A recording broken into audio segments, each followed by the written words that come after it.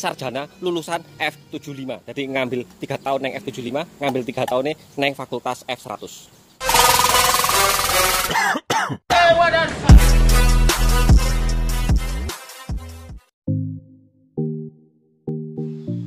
Oke lur, untuk video kali ini hanya video iseng saja ya, sambil nunggui respon dari channel sebelah.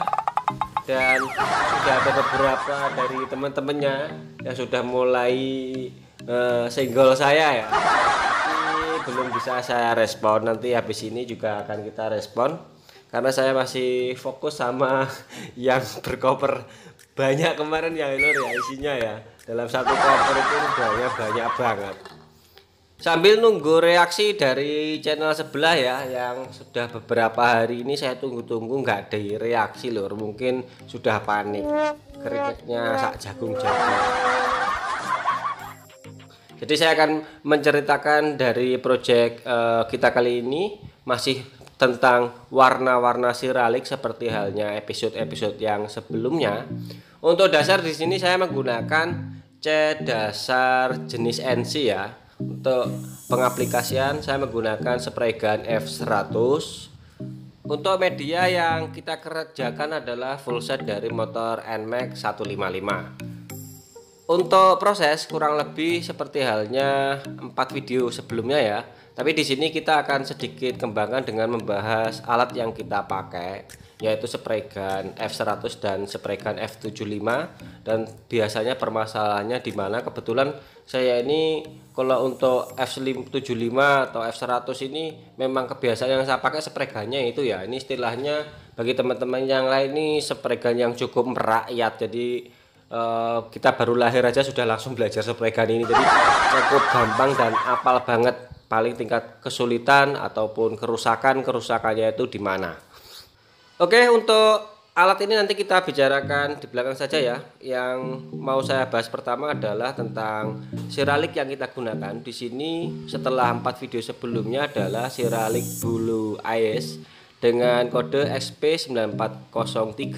Jadi setelah warna dasar seperti halnya di video sebelumnya, langsung kita aplikasikan warna siralik birunya. Untuk lapisannya atau layernya masih sama, bisa diaplikasikan 2 hingga 3 kali. Tapi di sini kemarin saya aplikasikan 3 kali ya, supaya lebih padat dan tidak saya aplikasikan dengan spray gun konvensional. Saya langsung aplikasikan dengan nozzle bawaan aerosol Diton Premium.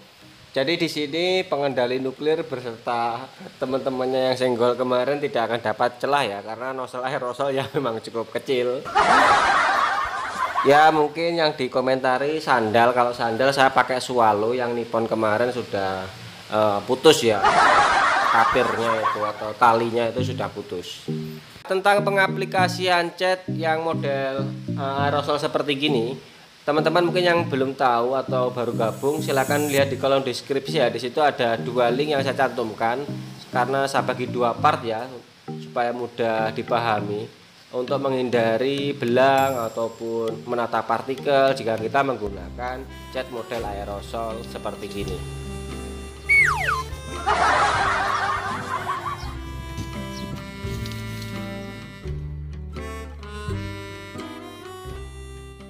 Setelah pengaplikasian warna siraliknya selesai, selanjutnya kita aplikasikan warna candy tone di atasnya. Dan untuk warna candy tone-nya ini candy tone ungu ya, ini memang permintaan dari customer atau pelanggan saya.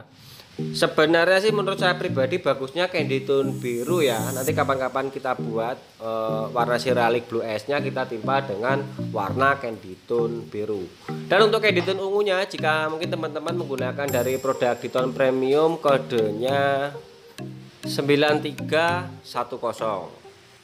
Dan ini sedikit tips jika mungkin keadaan kawan-kawan terpaksa ingin membuat warna violet atau ungu, adalah dari warna candy tone biru ya dicampur dengan warna magenta. Kalau pengen metalik ya tinggal masukin aja atau nyeburin aja partikel mutiara atau lembayung mutiara pada 2 komponen warna ini. Ini jika kondisi terpaksa.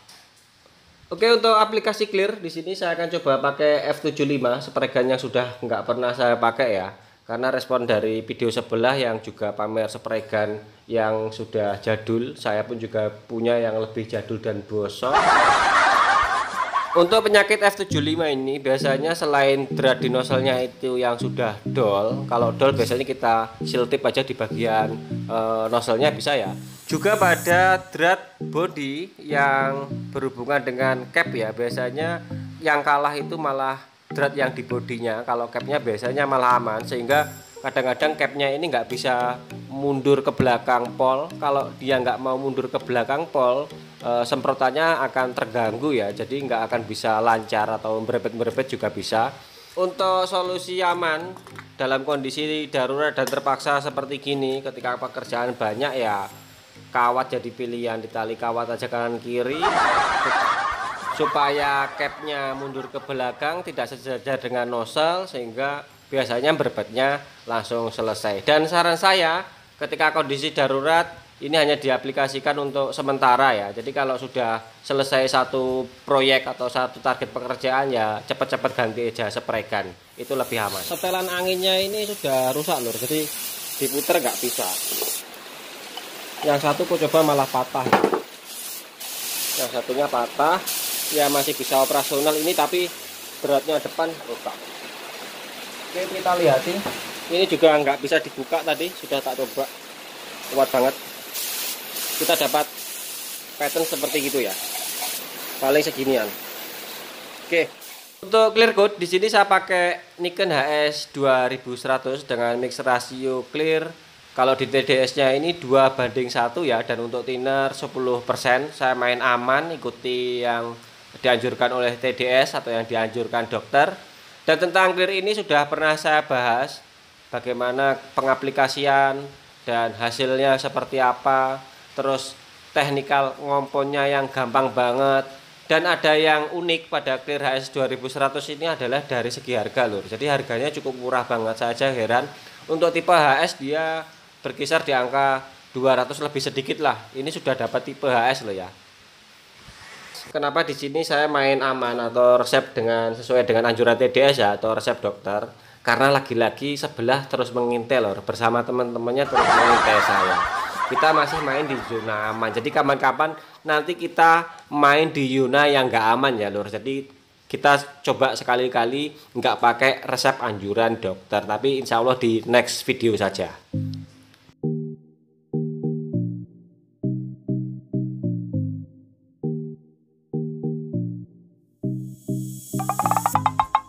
Ini kemarin tutupnya nggak ada ya lur, mungkin saking legendnya. Kita pakai safety, pakai tali karet dan plastik saja seperti gini kita lubangi, jadi supaya lebih bebas bermanuver. Dan di sini saya tidak memakai sarung tangan seperti di channel sebelah ya lur. Takutnya kalau sarung tangan yang saya pakai nanti tidak recommended, malah resiko rawan bulu-bulu dari sarung tangan ini jatuh kepada clear atau media yang mau kita aplikasikan, yaitu clear coat, sehingga malah rawan kotor. Saya lebih nyaman dan percaya diri jika menggunakan sarung yang sangat recommended, yaitu sarung tangan buatan Tuhan. Oke, di sini saya akan sedikit ngobrol tentang kelemahan jika kita menggunakan alat yang sudah tidak layak seperti gini ya lur. Jika kita sudah tahu dengan kondisi media yang kita kerjakan dan material yaitu clear yang mau kita aplikasikan, sifatnya bagaimana, karakternya bagaimana, meskipun kita menggunakan spray gun yang sudah nggak layak gini ya, kalau kita ngejar basah, kuyup itu juga bisa saja lur.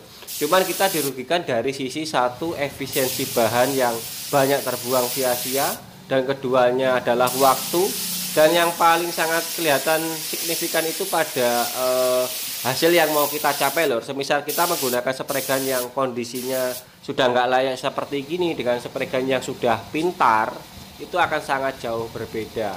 Untuk menata jerukan tentunya spray gun yang sudah tidak layak seperti ini akan sangat kesulitan dan rawan resiko seperti delewer, seperti mungkin bisa jadi popping jika kita terlalu hantamnya terlalu tebal ya. Jadi kontrolnya ini akan sangat sulit lor.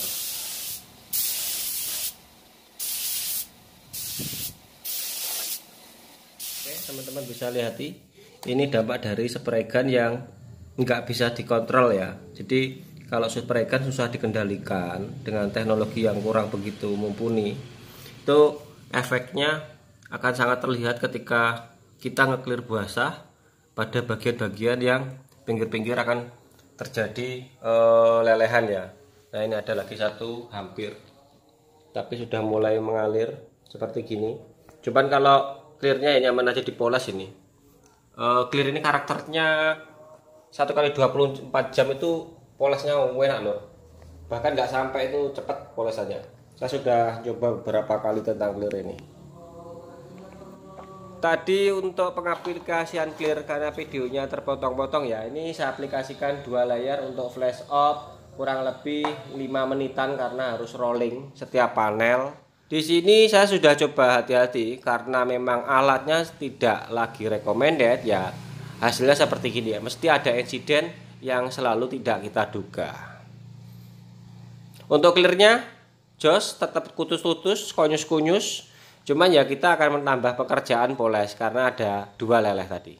Oke, sekian dari saya, mudah-mudahan trik sesat ini bermanfaat. Dan untuk pemilik koper sebelah tetap saya tunggu responnya bersama teman-temannya. Sekian dari saya, sampai ketemu dengan video selanjutnya.